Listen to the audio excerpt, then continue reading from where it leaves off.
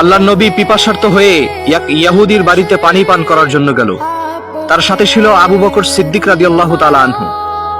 তো তারা যখন দরজায় কড়া নাড়লো, ভিতর থেকে একজন মহিলা আওয়াজ করে বলল, বাসায় কোনো পুরুষ নাই, আপনারা কি চান? তখন আবু বকর সিদ্দিক রাদিয়াল্লাহু তাআলা আনহু বলল, আমরা খুবই পিপাসার্থ, আমাদের পানির প্রয়োজন, আমরা একটু পানি পান করতে চাই। তখন ওই মহিলা বলতেছে, দুঃখিত, আমাদের ঘরে এখন পর্যন্ত কোনো খাবার দাওয়া নাই, পানি নাই। তখন আল্লাহ রাসূল সাল্লাল্লাহু আলাইহি ওয়াসাল্লাম বলতেছেন, প্রিয় বোন, আপনাদের ঘরের সামনে একটা বকরি রয়েছে, আপনি যদি চান আমরা ওর কাছ থেকে একটু দুধ দহন করে খেতে পারি। তখন ওই মহিলা বলতেছে, সব ঠিক আছে, কিন্তু এই বকরি তো খুবই অসুস্থ, এর তো দুধ নাই।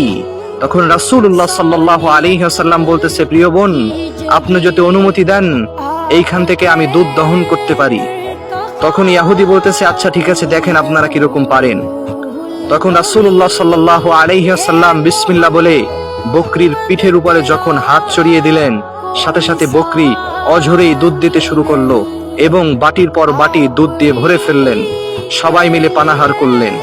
ঘর থেকে ছোট একটা বাচ্চা এই ঘটনা দেখতেছিল, সাথে তার মাও দেখতেছিল এবং সবাই দিশে হারা হয়ে গেল।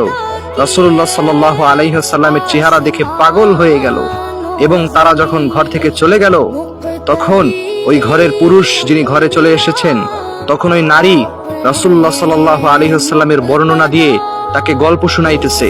ছোট বাচ্চাটা রাসূলুল্লাহ সাল্লাল্লাহু আলাইহি ওয়াসাল্লামের ঘটনা বলে বাবাকে গল্প শোনাইতেছে।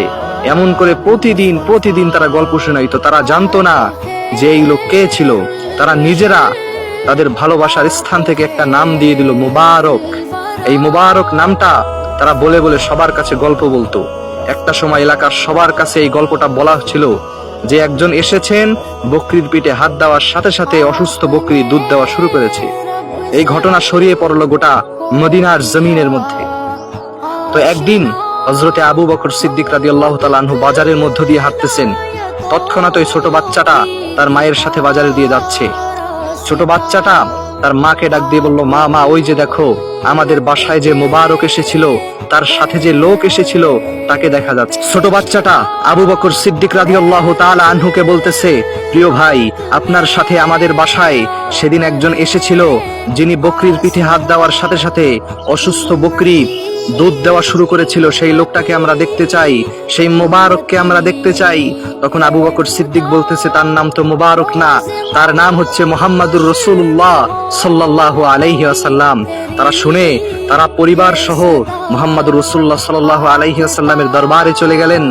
দরবারে যাওয়ার পরে আমার রাসূল আকরাম সাল্লাল্লাহু আলাইহি ওয়াসাল্লামের চেহারা দেখে তারা সবাই অজরে কাঁদতে শুরু করলেন।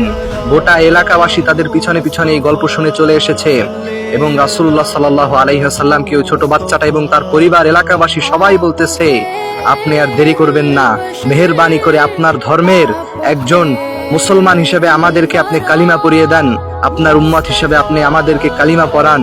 ইয়া রাসূলুল্লাহ, আমরা আপনার হাতে কালিমা পড়তে চাই। সুবহানাল্লাহি ওয়া বিহামদি। গোটা এলাকার মানুষগুলো সবাই রাসূল সাল্লাল্লাহু আলাইহি ওয়াসাল্লামের চেহারার মহব্বতে, তার কারিশমা দেখে সবাই মুসলমান হয়ে গিয়েছিল।